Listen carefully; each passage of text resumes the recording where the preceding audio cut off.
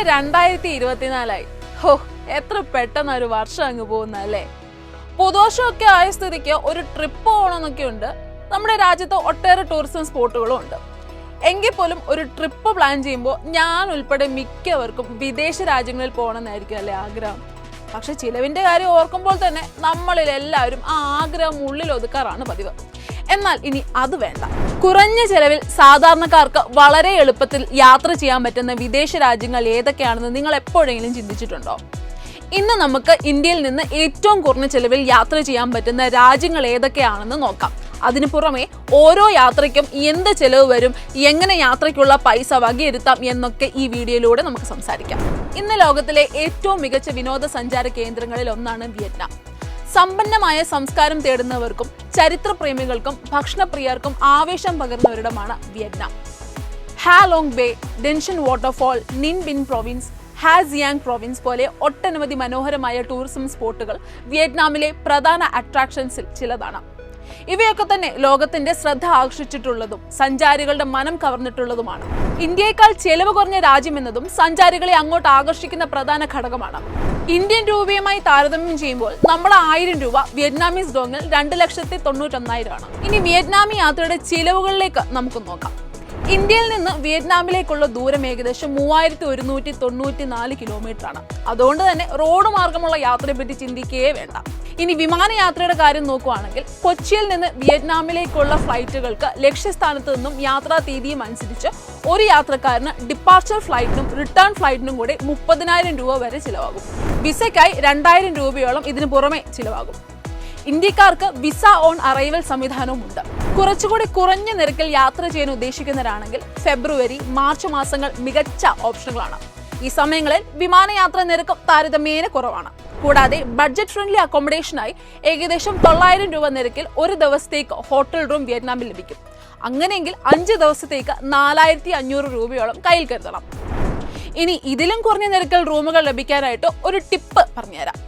പ്രധാന ടൂറിസ്റ്റ് ഡെസ്റ്റിനേഷനുകളിൽ നിന്ന് മാറിയോ സിറ്റിക്ക് പുറത്തോ റൂം ബുക്ക് ചെയ്യുവാണെങ്കിൽ ഇതിലും കുറഞ്ഞ നിരക്കിൽ റൂം ലഭിക്കും. കൂടാതെ online booking platform offers vouchers കയ്യിലുണ്ടെങ്കിൽ ഓൺലൈൻ ബുക്ക് ചെയ്യുമ്പോൾ അതും ഉപയോഗിക്കാം. വിയറ്റ്നാമിലെ ഏറ്റവും വലിയ ആകർഷണങ്ങളിൽ ഒന്നാണ് താങ്ങാനാവുന്ന വിലയും വൈവിധ്യമാർന്ന രുചികളും ഒക്കെ ചേർന്ന തെരുവ് ഭക്ഷണക്കടകൾ. പല നിറത്തിലും രുചിയിലുമുള്ള തനത് ഭക്ഷണങ്ങൾ ഇവിടെ ലഭിക്കും. ഏകദേശം ഒരു ദിവസം 600 രൂപ വരെ ഭക്ഷണത്തിന് വേണ്ടി ചിലവ് വരാം. അങ്ങനെയെങ്കിൽ 5 ദിവസത്തേക്ക് 3000 രൂപ ഭക്ഷണത്തിന് വേണ്ടി നിങ്ങൾക്ക് കയ്യിൽ കരുതണം. സിറ്റിക്ക് പുറത്തുള്ള യാത്രകൾക്ക് പബ്ലിക് ട്രാൻസ്പോർട്ടേഷൻ ഉപയോഗിക്കാം. താരതമ്യേന പബ്ലിക് ട്രാൻസ്പോർട്ടേഷന് ചിലവ് കുറഞ്ഞ ആയതുകൊണ്ട് തന്നെ ഒരു ദിവസം 600 രൂപ ചിലവാകും. അങ്ങനെയെങ്കിൽ 5 ദിവസത്തേക്ക് യാത്രക്കാർക്ക് 3000 രൂപ കയ്യിൽ കരുതണം. ഇതിനു പുറമെ സ്കൂട്ടറുകൾ പ്രതിദിനം വാടകയ്ക്കും ലഭിക്കും. ഇനി സ്കൂട്ടറുകൾ റെന്റിന് എടുക്കുകയാണെങ്കിൽ ഒരു ദിവസത്തെ വാടക 500 രൂപയോളം വരും. ഇതിന് പുറമെ പെട്രോൾ ചാർജും കയ്യിൽ കരുതണം കേട്ടോ. ഇതൊക്കെ ആണെങ്കിലും ഷോപ്പിംഗ് ഇല്ലാതെ എന്ത് വിദേശയാത്രയല്ലേ. താരതമ്യേന ഇന്ത്യ അപേക്ഷിച്ച് വിയറ്റ്നാമിൽ ഷോപ്പിംഗിന് ചിലവ് കുറവാണ്. മെയിൻ സിറ്റികളിലെ ഷോപ്പിംഗ് മാളുകളിൽ നിന്നും വാങ്ങാതെ ലോക്കൽ വിയറ്റ്നാമി മാർക്കറ്റുകളിൽ നിന്നും വാങ്ങുകയാണെങ്കിൽ നല്ല രീതിയിൽ പൈസ സേവ് ചെയ്യാം. അങ്ങനെ ചിലവ് കുറഞ്ഞ ഷോപ്പിങ്ങിനായി 2,500 രൂപ കയ്യിൽ കരുതാം. ഷോപ്പിങ്ങിനുള്ള പൈസ കുറഞ്ഞു പോയെന്ന് തോന്നുന്നുണ്ടെങ്കിൽ ഓർക്കുക, നമ്മുടെ ഉദ്ദേശം ബഡ്ജറ്റ് ഫ്രണ്ട്ലി യാത്രയാണല്ലോ. അപ്പോൾ ചിലവുകളും അങ്ങനെ തന്നെ ആയിരിക്കും. അങ്ങനെ താമസവും ഭക്ഷണവും ഷോപ്പിങ്ങും മറ്റ് എല്ലാ ചിലവുകളും കൂടി 45,000 രൂപയ്ക്കുള്ളിൽ നിർത്താനായി സാധിക്കും. കാര്യം ഇങ്ങനെയൊക്കെ ആണെങ്കിലും എമർജൻസി ഫണ്ട് എന്ന രീതിയിൽ ഒരു 3000 രൂപ എപ്പോഴും കൈ കരുതണം കേട്ടോ, ആവശ്യം വന്നാൽ ഉപയോഗിക്കാനായി. ഇനി അടുത്തത് നേപ്പാളാണ്. നേപ്പാൾ എന്ന് കേൾക്കുമ്പോൾ തന്നെ ആദ്യം മനസ്സിലേക്ക് ഓടിയെത്തുന്നത് എവറസ്റ്റ് കൊടുമുടിയാണ്. കുട്ടിക്കാലത്ത് ക്ലാസ്സിലിരുന്ന് പാഠപുസ്തകത്തിലെ ഹിലറിയുടെയും ടെൻസിങ്ങിന്റെയും എവറസ്റ്റ് കീഴടക്കിയ കഥ കേട്ടപ്പോൾ ഒരിക്കലെങ്കിലും എവറസ്റ്റ് ഒന്ന് കാണണമെന്നോ അല്ലെങ്കിൽ എവറസ്റ്റ് കീഴടക്കണമെന്നോ വിചാരിക്കാത്ത മലയാളികൾ കുറവായിരിക്കും. ഇനി അതൊന്നും വെറും സ്വപ്നം മാത്രമായി നിർത്താതെ സ്വപ്നം സാഫല്യമാക്കാനായി തയ്യാറെടുക്കാം. ഇന്ത്യയുടെ ഏറ്റവും അടുത്ത് സ്ഥിതി ചെയ്യുന്ന രാജ്യമായതിനാൽ തന്നെ അധികം ചിലവുകളില്ലാതെ പോകാൻ പറ്റിയ രാജ്യമാണ് നേപ്പാൾ. പർവ്വതങ്ങളും ആത്മീയതയും പ്രകൃതി സൗന്ദര്യവും അതിന്റെ ഏറ്റവും ഉന്നതമായ രീതിയിൽ പ്രദാനം ചെയ്യുന്ന ഹിമാലയൻ രാജ്യമാണ് ഇത്. ഹിമാലയൻ കൊടുമുടികളുടെയും ഹരിതാപമായ പർവ്വതങ്ങളുടെയും മികച്ച അനുഭവം ഇവിടെ സ്വന്തമാക്കാം. പാസ്പോർട്ട് ഇല്ലാതെ എത്തിച്ചേരാമെന്നതും ഇവിടേക്ക് കൂടുതൽ സഞ്ചാരികളെ ആകർഷിക്കുന്നു. ഏറ്റവും ഉയരം കൂടിയ 4 കൊടുമുടികളായ എവറസ്റ്റ്, മൗണ്ട് ലൊറ്റേസ്, മൗണ്ട് മക്കാലു, ചോ, ശാന്തമായ ബുദ്ധവിഹാരങ്ങൾ എന്നിവയെല്ലാം ഇവിടെ കാണാം. ഇനി ചിലവാകട്ടെ ഇന്ത്യയേക്കാൾ കുറവാണ് താനും. ഇന്ത്യൻ രൂപയുമായി താരതമ്യം ചെയ്യുമ്പോൾ നമ്മുടെ 1000 രൂപ 1598 നേപ്പാളീസ് റുപ്പിയാണ്. ചിലവ് കുറഞ്ഞ ഒരു നേപ്പാളി യാത്രക്കായി ഓഫ് സീസൺ ആയ ശീതകാലമാണ് ഒരു മികച്ച ഓപ്ഷൻ. താങ്ങാനാവുന്ന ചിലവിൽ ഗൈഡ് ടൂറുകളും താമസവുമെല്ലാം ഈ സമയത്ത് യഥേഷ്ടം ലഭിക്കും. 1 മണിക്കൂറും 45 മിനിറ്റും നീണ്ടു നിൽക്കുന്നതാണ് വിമാനയാത്രയുടെ ദൈർഘ്യം. ഡൽഹിയിൽ നിന്ന് കാഠ്മണ്ഡുവിലേക്കുള്ള ഫ്ലൈറ്റുകൾക്ക് ഒരു യാത്രക്കാരന് ഡിപ്പാർച്ചർ ഫ്ലൈറ്റിനും റിട്ടേൺ ഫ്ലൈറ്റിനും കൂടി 15,000 രൂപയാണ് ചിലവ് വരുന്നത്. ബഡ്ജറ്റ് ഫ്രണ്ട്ലി അക്കോമഡേഷനായി 500 രൂപ ഒരു ദിവസത്തെ താമസ ചിലവ് കരുതണം. അങ്ങനെയെങ്കിൽ 5 ദിവസത്തേക്ക് 2500 രൂപ താമസത്തിനായി നീക്കിവെക്കാം. ഭക്ഷണത്തിനായി ഒരു നേരം നിങ്ങൾക്ക് ഏകദേശം 300 INR ചിലവാകും. ഒരു ദിവസം 900 രൂപ നിരക്കില്ലെങ്കിൽ 5 ദിവസത്തേക്ക് ഏകദേശം 4500 രൂപ കയ്യിൽ കരുതണം. ദാൽ ബട്ട്, മോമോസ്, സെൽ റൊട്ടി തുടങ്ങിയ നേപ്പാളിന്റെ തനത് ഭക്ഷണങ്ങൾ നേപ്പാളിൽ ചെന്നിട്ട് കഴിച്ചില്ലെങ്കിൽ പിന്നെ പറഞ്ഞിട്ട് കാര്യമില്ല.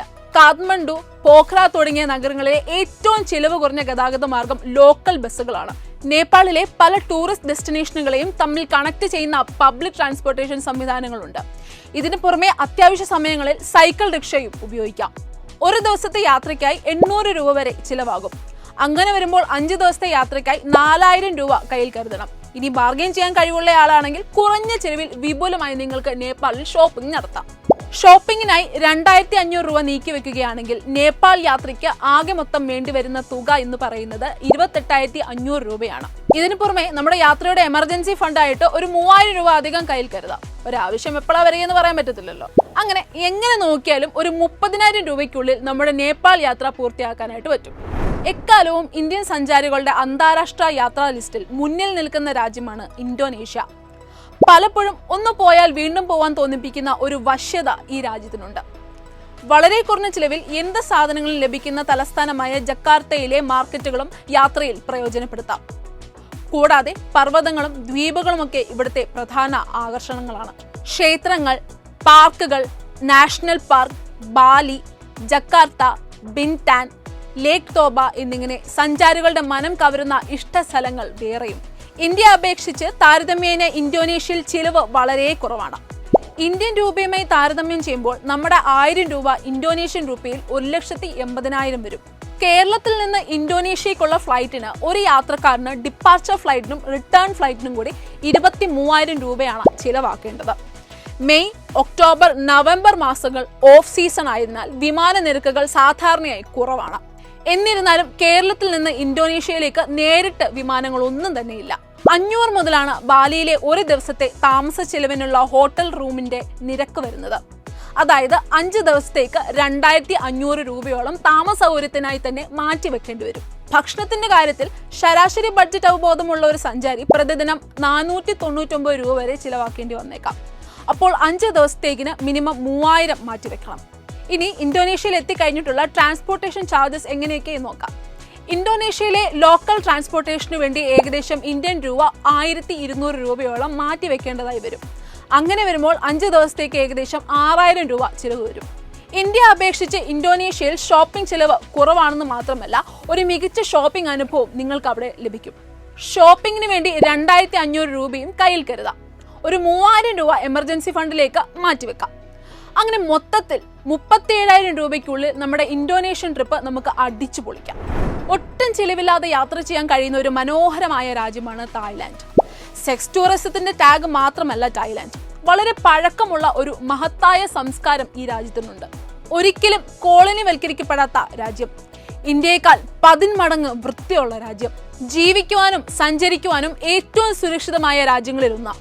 എല്ലാവരോടും മാന്യമായി പെരുമാറുന്ന ജനങ്ങൾ തന്നെയാണ് ഈ രാജ്യത്തിന്റെ ഹൈലൈറ്റ്. നിരവധി ബുദ്ധക്ഷേത്രങ്ങൾ, ചരിത്ര നിർമ്മിതികൾ, മനോഹരമായ താഴ്വാരങ്ങൾ, തിരക്കേറിയ ബീച്ചുകൾ എന്നിവ തായ്ലൻഡ് സഞ്ചാരികളെ കാത്തിരിക്കുന്നു. കിഴക്കിന്റെ വീനസ് എന്നും അറിയപ്പെടുന്ന ബാങ്കോക്ക് ഉറപ്പായും സന്ദർശിക്കേണ്ട സ്ഥലമാണ്. കനാലുകളാണ് ബാങ്കോക്കിന്റെ പ്രത്യേകത. അതിലൂടെ ഒരു ബോട്ട് യാത്ര നിങ്ങൾക്ക് മറ്റൊരു അനുഭവമായിരിക്കും. പൊതു ഇടങ്ങളിലെ സ്ത്രീകളുടെ സ്വാതന്ത്ര്യം എന്താണെന്ന് തായ്ലൻഡ് പറഞ്ഞു തരും. വമ്പൻ മാളുകൾ, റെസ്റ്റോറന്റുകൾ, ബാറുകൾ, തെരുവ് കച്ചവടങ്ങൾ, മെട്രോ, ടൂറിസം ഡ്രൈവിംഗ്, ഹോട്ടൽ തുടങ്ങി സമസ്ത മേഖലകളിലും സ്ത്രീ സാന്നിധ്യം പ്രകടമാണ്. ചിലവ് കുറഞ്ഞ ഷോപ്പിംഗിന് പറ്റിയ സ്ഥലവും കൂടിയാണ് തായ്ലാന്റ്. ഇന്ത്യൻ രൂപയുമായി താരതമ്യം ചെയ്യുമ്പോൾ നമ്മുടെ 1000 രൂപ 400 തായ് ബാട്ടാണ്. അതുകൊണ്ട് തന്നെ ഇതുവരെ പറഞ്ഞ രാജ്യങ്ങൾ വെച്ച് തായ്ലാന്റ് അല്പം എക്സ്പെൻസീവ് ആണ്. എന്നിരുന്നാലും മികച്ച രീതിയിൽ ഫിനാൻഷ്യൽ പ്ലാൻ ചെയ്താൽ നമ്മുടെ ബഡ്ജറ്റിനുള്ളിൽ തായ്ലൻഡ് ട്രിപ്പ് വളരെ സിമ്പിളായിട്ട് ഒതുക്കാൻ പറ്റും. കൊച്ചിയിൽ നിന്ന് തായ്ലാൻഡിലേക്കുള്ള ഫ്ലൈറ്റ് ചാർജ് ഒരു യാത്രക്കാരന് ഡിപ്പാച്ചർ ഫ്ലൈറ്റിനും റിട്ടേൺ ഫ്ലൈറ്റിനും ഉൾപ്പെടെ ഏകദേശം 25,900 രൂപയായിരിക്കും നിരക്ക്. ഇനി അക്കോമഡേഷൻ 1000 രൂപ മുതൽ ബാങ്കോക്കിൽ ഒരു ദിവസത്തെ താമസ സൗകര്യത്തിന് റൂമുകൾ ലഭ്യമാണ്. അപ്പോൾ 5 ദിവസത്തേക്ക് 5000 രൂപ വരും. മാത്രമല്ല അഗോഡ പോലെയുള്ള ബുക്കിംഗ് വെബ്സൈറ്റുകളിലുള്ള കൂപ്പൺ കോഡും ഡിസ്കൗണ്ടും ഒക്കെ യഥേഷ്ടം ഉപയോഗിക്കാൻ മറക്കണ്ട. രുചികരമായ സ്ട്രീറ്റ് ഫുഡിനും വൈവിധ്യമാർന്ന പാചക അനുഭവങ്ങൾക്കും പേരുകേട്ടതാണ് തായ്ലാൻഡ്. തായ്ലാൻഡിൽ ഒരു ദിവസത്തെ ഭക്ഷണ ചിലവ് ഏകദേശം 1000 രൂപയോളം കരുതാം. അങ്ങനെ നോക്കുമ്പോൾ 5 ദിവസത്തേക്ക് 5000 രൂപ ഭക്ഷണത്തിനായി നീക്കി വെക്കാം. ഇനി തായ്ലാൻഡിലെ ലോക്കൽ ട്രാൻസ്പോർട്ടേഷനായി ചെറിയ ദൂരങ്ങൾക്കായി ബസ്സുകളും ക്യാബുകളും മെട്രോയും ട്രെയിനും ഉപയോഗിക്കാം. 1000 രൂപ വരെ പ്രതിദിനം ചെലവാക്കേണ്ടി വരും. അതായത് 5 ദിവസത്തേക്ക് 5000 രൂപ. ഇതിന് പുറമെ പാസുകൾക്കും മറ്റുമായി ഒരു 3000 രൂപയും കയ്യിൽ കരുതാം. ഷോപ്പിങ്ങിന് പേര് കേട്ട സ്ഥലം കൂടിയാണ് തായ്ലാൻഡ്. മികച്ച ഒരു ഷോപ്പിംഗ് അനുഭവം നിങ്ങൾക്ക് ഇവിടുന്ന് കിട്ടും. തായ്ലാൻഡ് കറൻസി ഇന്ത്യൻ രൂപയേക്കാൾ ഒരു അല്പം കൂടുതലാണെന്ന് ഞാൻ ആദ്യം പറഞ്ഞ ഓർമ്മയില്ലേ? അതുകൊണ്ട് തന്നെ കഴിവതും ബാർഗെയിൻ ചെയ്യാനായി ശ്രമിക്കുക. ഷോപ്പിങ്ങിന് വേണ്ടി ഒരു 2500 രൂപ നമുക്ക് നീക്കി വെക്കാം. അങ്ങനെ നമ്മുടെ തായ്ലൻഡ് യാത്ര നമുക്കൊരു 46,500 രൂപയ്ക്ക് പൂർത്തിയാക്കാം. രാമായണവുമായി ഏറെ ബന്ധമുള്ള മണ്ണാണ് ശ്രീലങ്കയുടേത്. ഹിന്ദു വിശ്വാസപ്രകാരം ശ്രീരാമനിൽ നിന്ന് സീതയെ അപഹരിച്ച രാവണന്റെ രാജ്യമാണ് ശ്രീലങ്ക. രാമരാവണ യുദ്ധവുമായി ബന്ധപ്പെട്ടും ഏറെ വിശ്വാസ പ്രാധാന്യം നിറഞ്ഞ നിരവധി സ്ഥലങ്ങളുള്ള മണ്ണാണ് ശ്രീലങ്കയുടേത്. രാമായണവുമായി ബന്ധപ്പെട്ട സ്ഥലങ്ങളുടെ ഒരു സഞ്ചാരപാത ആരംഭിക്കാൻ ഒരുങ്ങുകയാണ് ശ്രീലങ്ക. അത് മാത്രമല്ല, ഈ സ്ഥലങ്ങൾ സന്ദർശിക്കാൻ എത്തുന്ന ഇന്ത്യൻ സഞ്ചാരികൾക്ക് ചിലവുകൾക്കായി ഇന്ത്യൻ രൂപ തന്നെ ചിലവാക്കാനുള്ള സൗകര്യങ്ങളും ഇവിടെ ഒരുങ്ങുന്നതായാണ് വിവരം. ഏതാനും നാളുകൾക്ക് മുമ്പ് അതിദുരന്തത്തിലേക്ക് കൂപ്പുകുത്തിയ നാട്ടിലിപ്പോൾ വീണ്ടും സന്തോഷത്തിരികൾ തെളിയുന്നുണ്ട്. പതിയെ പിച്ച് വെച്ച് നടന്നു തുടങ്ങുമ്പോൾ വീഴാതിരിക്കാൻ ടൂറിസത്തിന്റെ കൈകളാണ് ലങ്ക മുറുകെ പിടിച്ചിരിക്കുന്നത്. അതുകൊണ്ട് തന്നെ വിനോദസഞ്ചാരികളെ ഇരു കൈയും നീട്ടി നിറഞ്ഞ മനസ്സോടെയാണ് ലങ്ക സ്വീകരിക്കുന്നത്. ചെറിയ ഗ്രാമങ്ങൾ പോലും വിനോദസഞ്ചാരികളെ കാത്തിരിക്കുന്നു. അധിക പണച്ചെലവില്ലാതെ മറ്റൊരു രാജ്യത്തേക്ക് യാത്ര പോകണമെന്ന് തോന്നുമ്പോൾ മലയാളികൾക്ക് ധൈര്യമായി ബാഗുമായി ഇറങ്ങാം ലങ്കയിലേക്ക്. കണ്ണും മനസ്സും വയറു നിറയ്ക്കുന്നതെല്ലാം അവിടെയുണ്ട്. കൂടാതെ ഇന്ത്യൻ വേരുകളുള്ള ശ്രീലങ്കൻ തമിഴരുടെ ഏറെക്കാലത്തെ സ്വപ്നമായിരുന്ന നാഗപട്ടണം, കാക്കേശൻ തുറ കപ്പൽ സർവീസ് തുടങ്ങിയതും അടുത്തിടെയാണ്. നമ്മുടെ 1000 രൂപ അങ്ങ് ശ്രീലങ്കയിൽ 3866 ആണ്. അതിനാൽ തന്നെ സാമാന്യം തീരെ പണച്ചെലവില്ലാതെ എന്നാൽ മനസ്സ് നിറയ്ക്കുന്ന ധാരാളം കാഴ്ചകളും അനുഭവങ്ങളും ഏറ്റവും ബഡ്ജറ്റ് ഫ്രണ്ട്ലി ടൂറിസം എക്സ്പീരിയൻസും സമ്മാനിക്കാൻ ഈ ദ്വീപ രാഷ്ട്രത്തിന് സാധിക്കും. ഇന്ത്യയിൽ നിന്ന് ശ്രീലങ്കയിലേക്കും അവിടുത്തെ തിരിച്ചുമുള്ള യാത്രയ്ക്കും 13,000 രൂപയാണ് ബോട്ടിന് ചാർജ് വരിക. ഒരു വർഷത്തേക്ക് മാത്രമാണെങ്കിൽ 7,670 രൂപയും. 3.5 മണിക്കൂറാണ് യാത്രാ സമയം. എന്നിരുന്നാലും കടലിലെ കാലാവസ്ഥ അനുസരിച്ച് ചിലപ്പോൾ മാറ്റങ്ങൾ വന്നേക്കാം.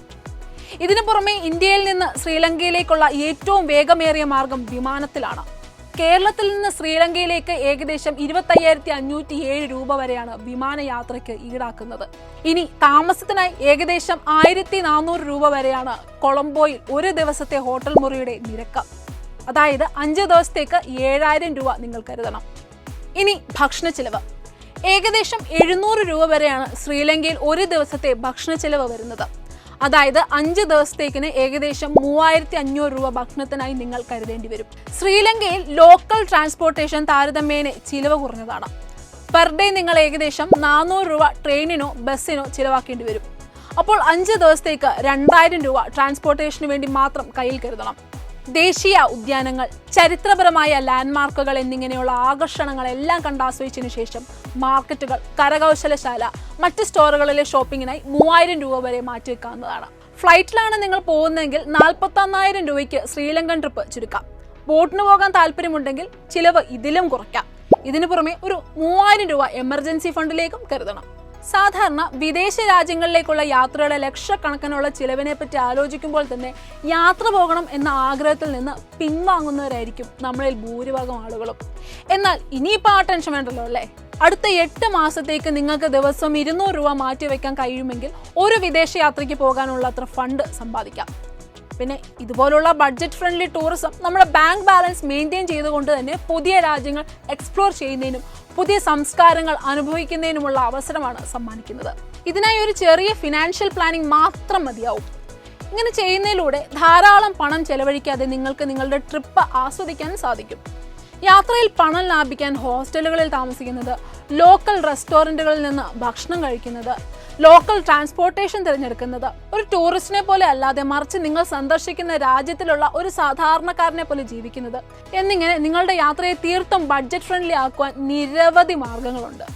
ഇനിയിപ്പോൾ 2024 പോക്കറ്റ് കാലിയാതെ എവിടെ ട്രിപ്പ് പോകണമെന്ന് ആലോചിച്ച് വിഷമിക്കേണ്ടതില്ലല്ലോ അല്ലേ?